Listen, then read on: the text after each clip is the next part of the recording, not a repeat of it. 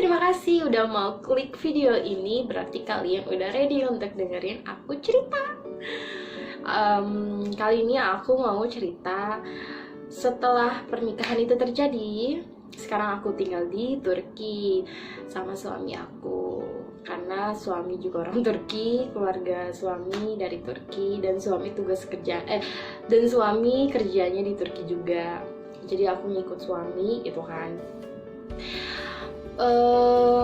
Pemikiran orang Turki menikah itu berbeda.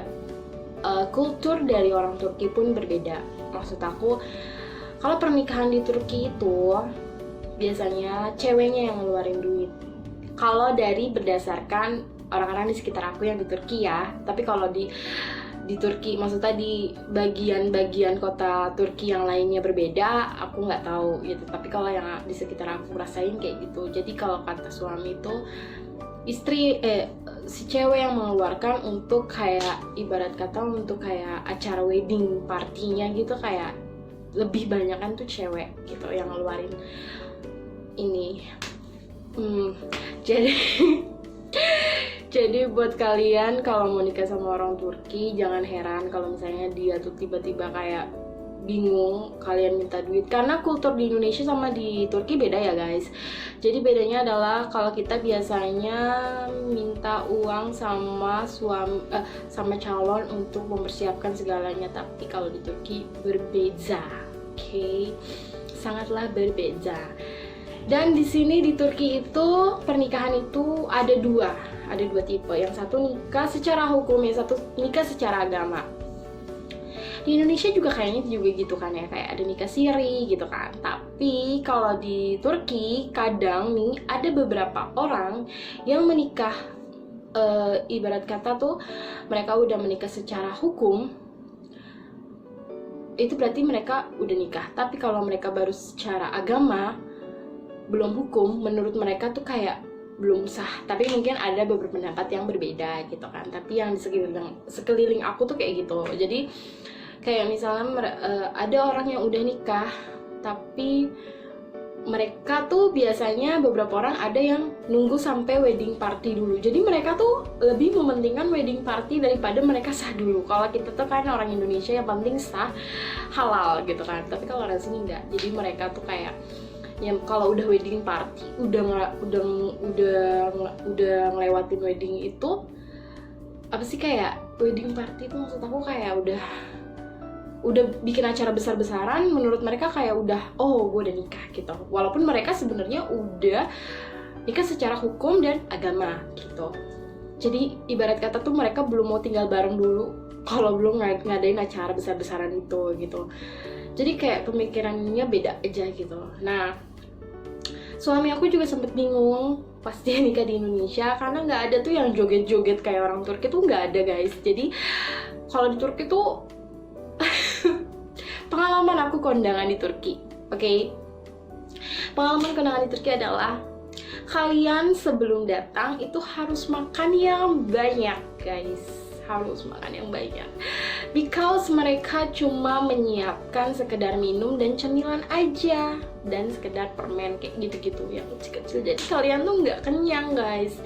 Dan kalau di Indonesia kalian bisa makan rendang, opor ayam, lontong sayur. Di Turki, no way. That is not food, okay? Have a food, but kayak sekedar snack kayak gitu-gitu aja sih. Itu. Jadi kalau kalian mau kondangan di Turki tuh kalian sebelum datang tuh harus sudah makan yang banyak, okay? Karena pengalaman aku pertama kali datang ke kondangan di Turki adalah suami bilang, kamu udah makan sebelum berangkat? Aku bilang, nanti kan di sana juga makan. Karena aku berpikir di acara-acara wedding, event wedding itu pasti ada yang namanya makanan kan. Aku mikir aku bakal makan di sana gitu. Tapi nyatanya guys, zong. Nyampe sana tuh benar-benar gak ada makanan. Kalian bakal dikasih makan tuh kalau acara udah mendekati, udah pertengahan acara udah mau habis. Itu kalian baru dikasih kayak minuman, kayak cola, Sprite, kayak soda, kayak minuman-minuman gitu. Biasanya sih ada beberapa yang kalau orang-orang wedding itu bir, alkohol gitu, tapi ada beberapa yang enggak gitu kan, sekedar soda aja gitu. Nah guys, jadi pokoknya aku saranin ke kalian kalau mau kondangan sama orang Turki, kalian harus makan sebelum datang. Karena emang that is not food, okay? Jadi kalian jangan heran, gue pertama kali datang tuh gue kelaparan banget guys, karena gue belum makan dari rumah dan gue nggak tahu, dan gue nggak pernah searching pernikahan di Turki kayak gimana gitu. Oke, cukup sampai makanan ya guys. So sorry for Turkish people, but is it true? We are different culture. Kita tuh kayak beda kultur gitu kan. Nah, terus apa ya? Kalau misalnya pernikahan Turki itu dari awal kalian tuh joget yang benar-benar lu dari yang joget sendiri, akhirnya rame berkerumpulan orang-orang pada menari dengan bebasnya mereka menari, dari yang slow sampai yang cepet gitu. Gue setiap kondangan selalu diajak untuk nari, tapi gue nggak pede, dan gue nggak, kayak kurang suka aja gitu, kayak kurang match gitu. Kadang nih, rata-rata teman-teman gue yang tinggal di Turki juga, orang-orang Indonesia di Turki tuh pada nggak ada yang mau kondangan sama orang Turki. Maksudnya kalau ada acara kondangan tuh mereka jarang datang karena mereka bosen, mereka boring ngeliatin orang pada joget-joget. Ngerti kan maksud gue gitu. Kalau kita kan dangdutan, kalau orang Turki tuh party ibarat kata gitu ya kan. Nah,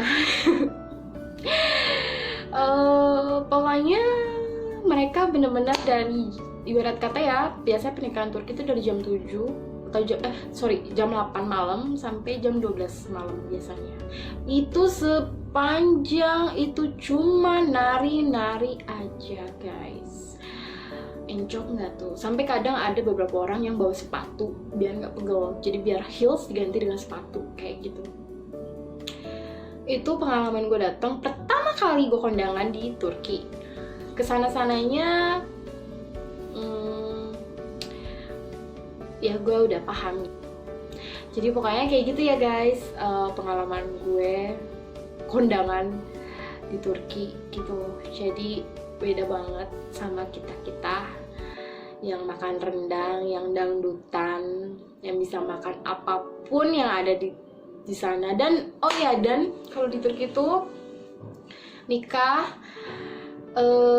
biasanya ngasih golden uang, kalung, gelang gitu.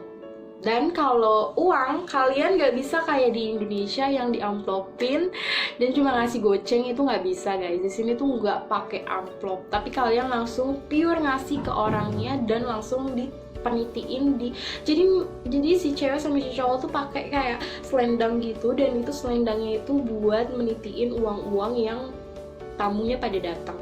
Nah, si pengantin bakal tahu siapa aja yang ngasih karena di videoin guys. Mereka pasti bakal bikin video wedding mereka dan mereka bakal lihat siapa aja yang ngasih uang ke mereka, dan ketahuan kayak si ini ngasih berapa, terus si ini ngasih apa, yang ngasih golden siapa aja kayak gitu guys. Jadi kalian nggak bisa kayak di Indonesia yang naruh amplop dan tulisannya cuma terima kasih kayak gitu-gitu, dalamnya kayak zong gitu, nggak bisa guys. Di sini tuh pure kayak ya kalau emang lu nggak mau ngasih ya nggak usah ngasih kayak gitu kalau di sini gitu. Jadi ya pokoknya rata-rata di sini pada ngasihnya golden, uang kayak gitu. Dan kalau mereka mau pindah rumah, ya tuh cerita, kalau mereka orang Turki mau pindah rumah itu biasanya mereka bakal pamer barang-barang yang udah mereka beli. Pamernya ibarat kata gini, aku udah punya ini. Jadi maksudnya kalau misalnya lo nanya sama dia, kamu butuh apa gitu, nanti kita beli. Jadi kayak lo butuh apa, misalnya ada yang nanya lagi butuh apa yang belum punya gitu, jadi temennya ngasih gitu apa yang dia butuhin gitu. Tapi kalau nggak nanya, kalian langsung ngasih juga it's okay gitu. Kayak misalnya kayak misalnya spray tanpa kalian harus tanya gitu, misalnya kalian nggak punya banyak uang gitu, jadi kalian nggak perlu nanya-nanya gitu.